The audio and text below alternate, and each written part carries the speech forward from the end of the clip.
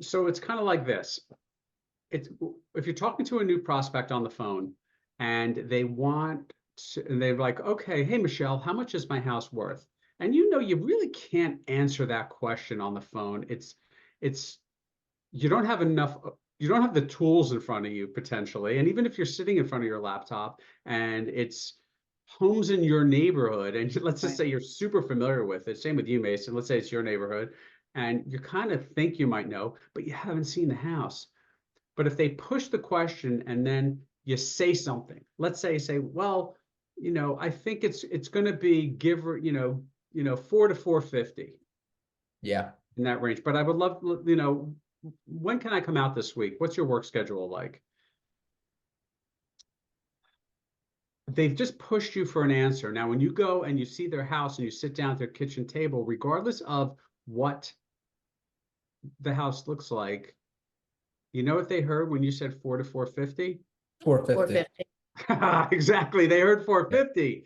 Yeah. So, and because you've basically kind of put it in writing in a way because you've communicated it. So in this example where the potential listing client wanted a copy of the listing agreement ahead of time, sure, no problem. Basically, email a PDF of the listing agreement over, nothing filled in, right? Even if you had physically been there, even if we had discussed price, I'm still not putting the price in.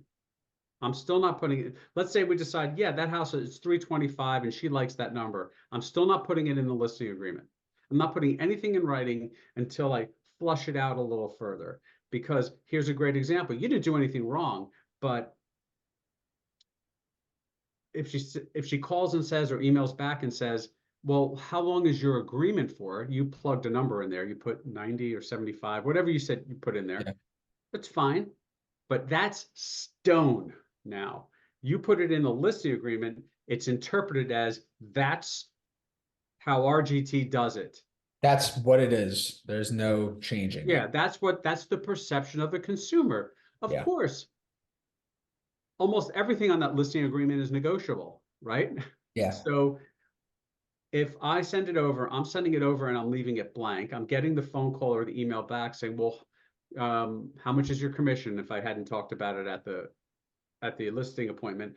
But more importantly, in this case, how long of a term? Well, then I go, how long would you like? Because now I'm trying to get into her head. I want to understand what her mindset is because I mean, let's take an extreme example. Well, I want a 48-hour listing agreement for one weekend. Obviously, that's silly, right? But if she says it, I'm going to say, well, why? you know, so Yeah. in your case, she's going with someone who's going to list it for 14 days, which is pretty rare. That's pretty rare to be up against that. I want to know, even though I didn't get the listing, I want to know why, right? So Michelle, you had mentioned that a few minutes ago. Like, so if she says to me on the phone, well, I really want a 14-day listing agreement. And I would say, oh, okay, that's interesting. Tell me more. I use that line a lot. Tell me more. And then I shut up and I listen and I just wait. And if there's a pregnant pause, there's a pregnant pause. And I don't say a damn word because I want to hear what's in her mind. And there's the worst part, or I shouldn't say worst, the most uncomfortable part of a conversation for so many people is silence. Yeah. So if I say to you, Mason, tell me more. And then it's quiet. It's uncomfortable. Yeah. And you're going to start filling the air with something. And I'm not saying a word. I'm not saying a word.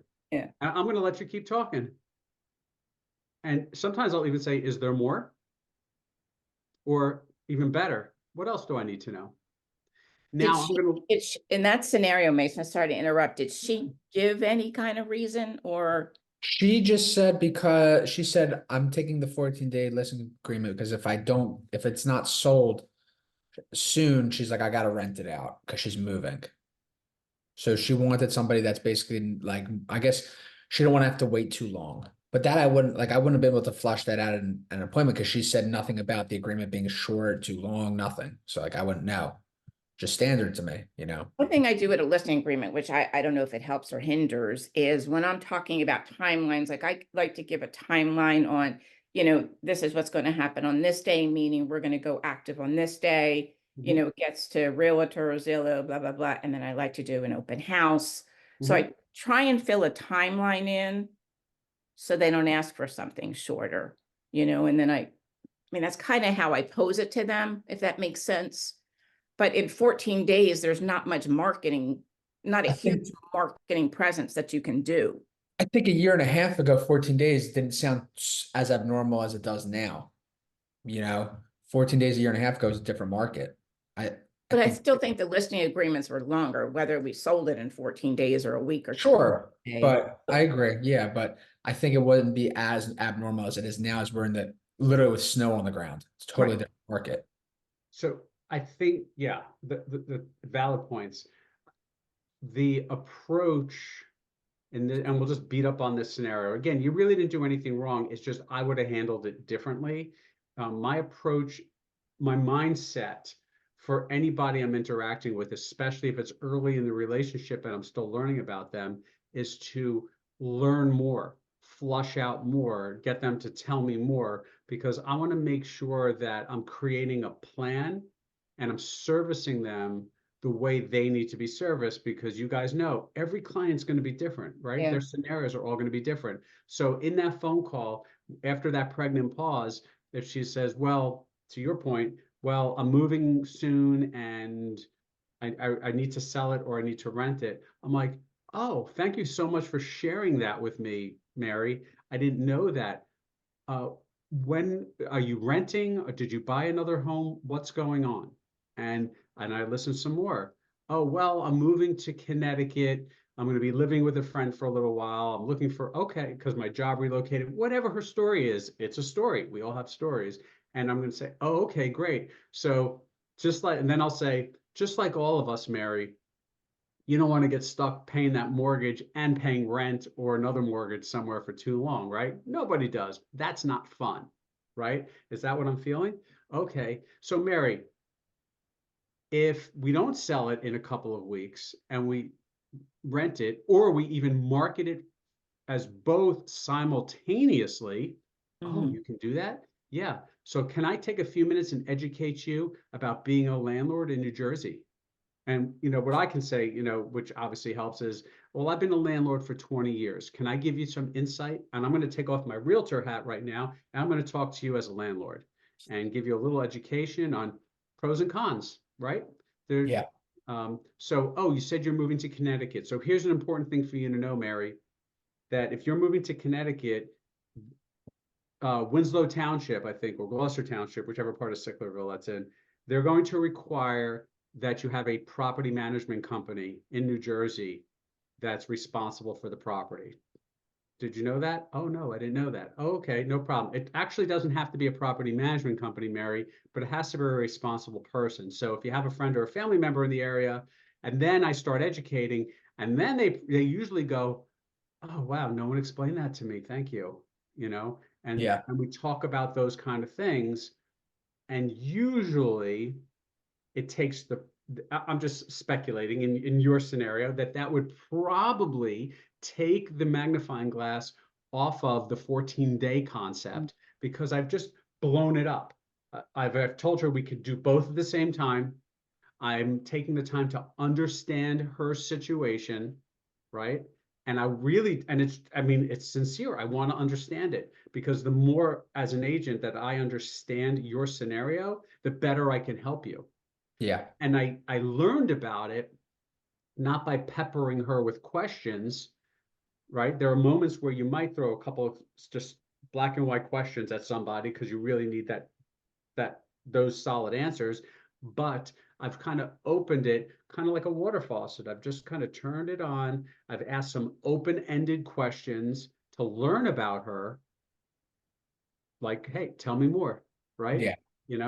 Oh, I didn't know that. That's great. Like, you heard it in my voice, right? I don't have to be on FaceTime for you to hear. Oh, I didn't know that, Mason. I sound genuinely interested. I'm using my voice to express that to her. So, and people feel that. look, and I have no idea who she is, right? You went on the listing appointment. I know nothing about her. She could be someone that's real hard to kind of open up. I have no idea. We deal with every flavor of human imaginable with the business that we do. But the goal in any of those conversations is, and especially at the listing appointment, is to build as much rapport as we can and understand as much as we can about what's going on with that person so we can service them properly. And sometimes it's as direct as me literally saying to a client, especially if we're on the phone, because it's easier in person, but on the phone, I literally might say, that's really important for me to know. Thank you so much for sharing that, Mary. Would it be okay if I ask you a few questions? She's going to say yes. It could be questions about her house, questions about her scenario. You know, I said, don't worry, Mary, I'm not asking for your social security number. It's nothing like that. And I'm not going to ask your age. That's not my business. Although sometimes it is, because sometimes you want to tell them about a discount on transfer tax if they're seniors and they've been in the home long enough. But that's separate. But you always do it with a smile, and you get the information you need in order to create the plan that's best for them. And if people feel, and the bottom line with everything that we do, any kind of client, a seller or a buyer, if they feel that you care about them and you're sincere about it, you're going to win. You're going to win. You're going to service them. You're going to sell them the house. You're going to sell their house for them, whatever type of client they are. You just will, because the truth is that, you know, people will work with people that they like. Mm-hmm. Yeah. That's the bottom line. You could be just a very mediocre agent because it takes time to become a great agent. And some people never become great agents. Let's be honest. We know, right? But you can be a mediocre agent, but you may be really, really good at building rapport and showing people that you care. What, Michelle? Schmoozing. Schmoozing. Yeah, but like sincere schmoozing, not just like time killer schmoozing. Like, but it's educational schmoozing. Yeah. And what I do is when people share stuff with me, I will always make a mental note, and then I'll try to work it back into the conversation at some point. So like 10 minutes later, so you mentioned that you're moving to Connecticut to live with your sister, right? So and then I'll just segue into something based on that. And I do that, and the message it sends to someone is, oh man, Greenblatt was listening, wasn't he? Yeah. Yeah. And the truth is, yeah, I was listening, because the only way I can service you to that level that I want to service you and that you deserve to be serviced is by listening, right? Yeah. And asking questions.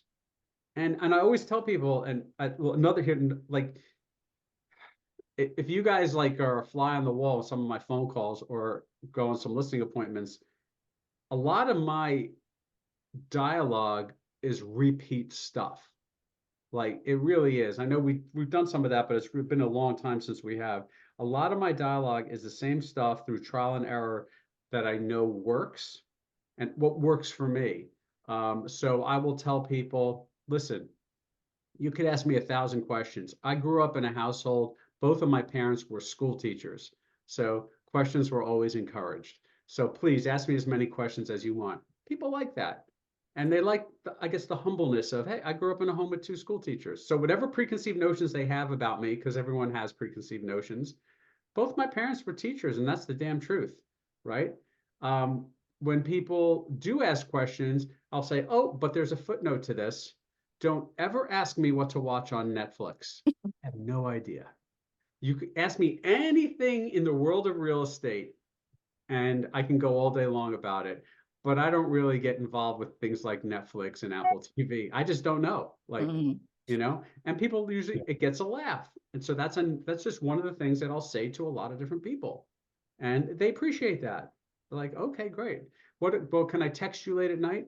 You can text me whenever you want, but I can tell you that 11 o'clock at night, my ringer's off and I'm not going to hear it, because my phone will go, and you guys know our phones can go all hours of the night with leads coming in or clients texting us or whatever. You know how it is. So I do I flip that little switch on the side of the phone at a certain point, because I know it'll wake me up if I don't. So I always tell them, yeah, sure, go ahead, but you know, I'm not responding at that. I'm fast asleep, you know, Yeah. at 11 o'clock. Yeah. So I guess, you know,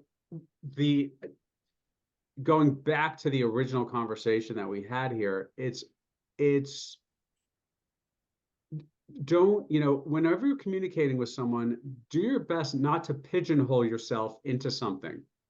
I think that in this situation, by sending a listing agreement, which is fine in concept, you pigeonholed yourself into whatever that listing agreement said. You know, the terms, the price, whatever it was, right? Sure. And a lot of people will do that. So she took that as gospel, which she should. She was on the receiving end. Okay, this is what they can offer me. And it didn't fit with what her mindset was. Her mindset could be totally wrong, right? There could be so many better ways to service her that no agent took the time to flush out. But in her mind, 14 days made sense because then she wants to rent it, whatever that means and whatever her motivation is.